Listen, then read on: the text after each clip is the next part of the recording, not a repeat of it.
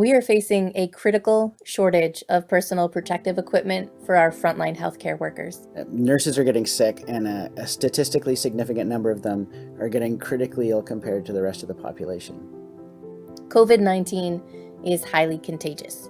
The data indicates that repeated, high levels of exposure to the virus has a higher probability of producing a critically ill patient.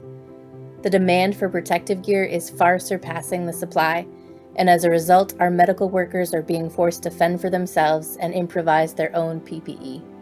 Nurses are being asked to put their contaminated N95 masks in paper bags and use them day after day. Even worse, they're being asked to perform invasive, high-risk procedures such as intubation using only N95 masks and open face shields, assuming they even have them.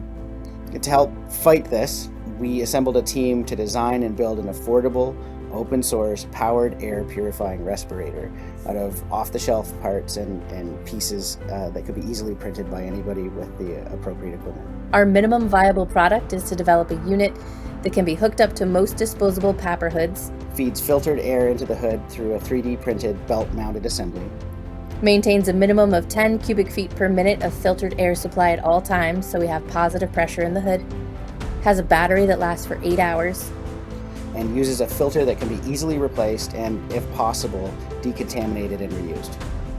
We're validating the design using established NIOSH procedures for field testing respirators, and we aim to get our first 80 units into the field starting at the end of this week.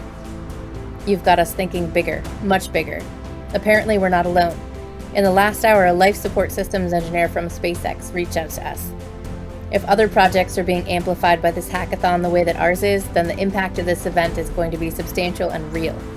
In a very literal sense, you're saving lives. Thank you for inviting us, and we're humbled to be a part of it.